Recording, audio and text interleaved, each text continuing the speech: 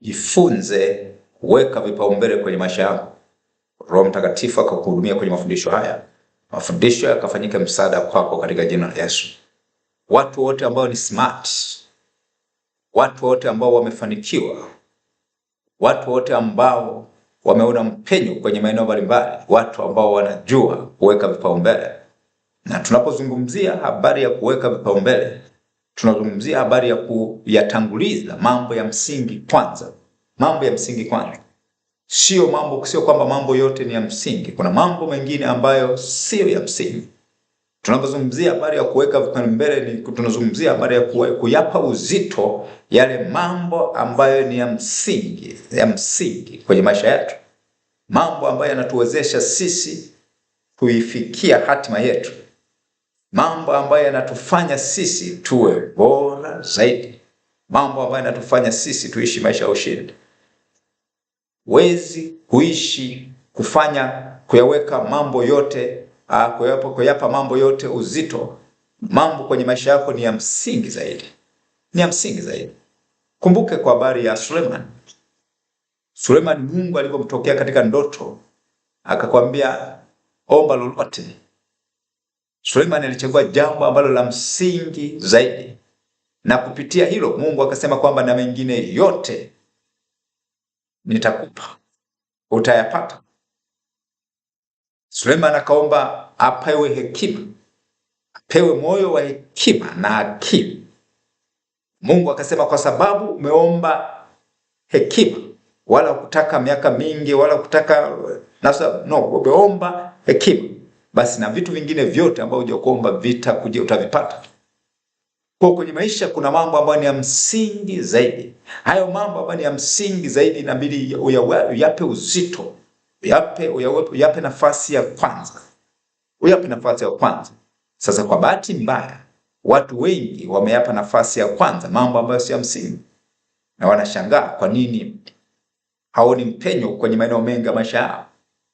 Kuna jambo ambalo ulikilipa nafasi ya kwanza, mambo mengine yote yanafuata.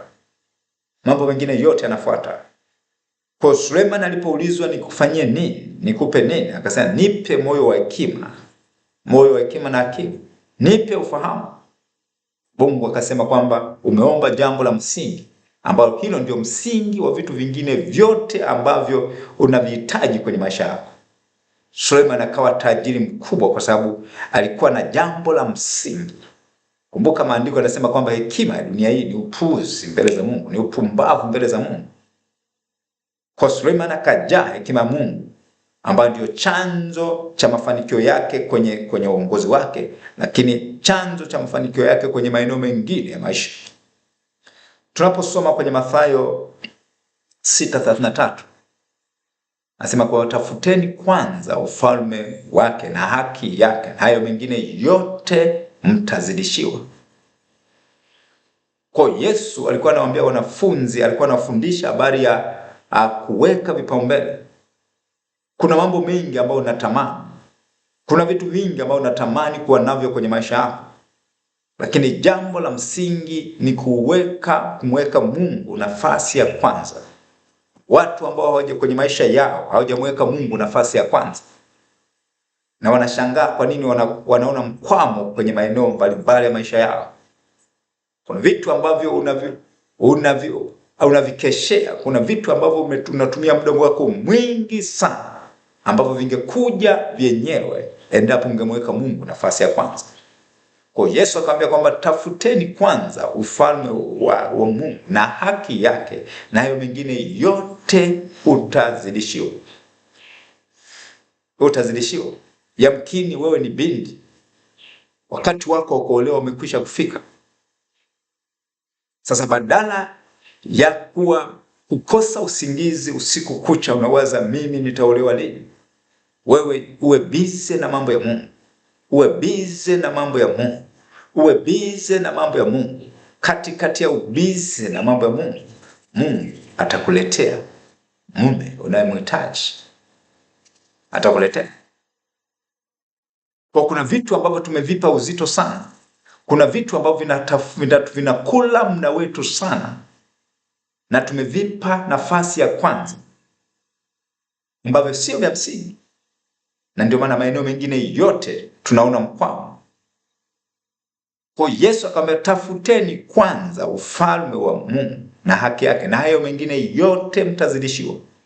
Ni kama tu Sulemani ambapo ambaye aliomba hekima, na Mungu akasema, kwa sababu umeomba hekima, basi na vitu vingine vyote ambavyo hujaomba utavipata.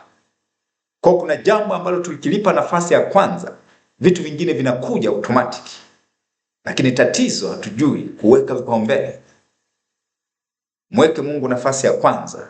Mambo ambayo ulikuwa unahangaika kwa muda mrefu, mambo ambayo ulikuwa unatamani kuyapata kwa muda mrefu, utashangaa umeyapata kiurahisi. Umeyapata kiurahisi. Kwa kwenye maisha, jifunze kuweka vipaumbele. Mambo ambayo ni ya msingi yape nafasi ya kwanza, yape uzito wa kutosha, mambo ambayo ni ya msingi. Alafu mambo mengine yatakuja yenyewe. Yatakuja wenyewe. Serikali inapoweka mipango yao, ina priority setting, inaweka vipaumbele. Kama kwenye jamii kuna tatizo la maji na umeme, wanaangalia ni jambo lipi ambalo ni la msingi zaidi. Hilo ndio ambalo linapewa nafasi ya kwanza, afu lingine linasubiri. Kwa Yesu akamwambia wanafunzi, msihangaike kama watu wa mataifa wanasema tule nini, tuvae nini. Tafuteni kwanza ufalme wa Mungu na haki yake, na hayo mengine yote mtazidishiwa. Tafuta kwanza ufalme wa Mungu.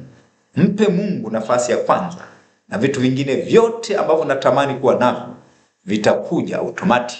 Kama ambavyo Sulemani aliomba hekima, na vitu ambavyo hakuomba Mungu akasema kwamba utavipata. Mungu akubariki sana kwa kusikiza mafundisho haya. Roho Mtakatifu akupe hekima ya kuweka vipaumbele kwenye maisha yako. Roho Mtakatifu akupe hekima ya kuweka mambo ya msingi nafasi ya kwanza, katika jina la Yesu Kristo wa Nazareti aliye hai. Amen.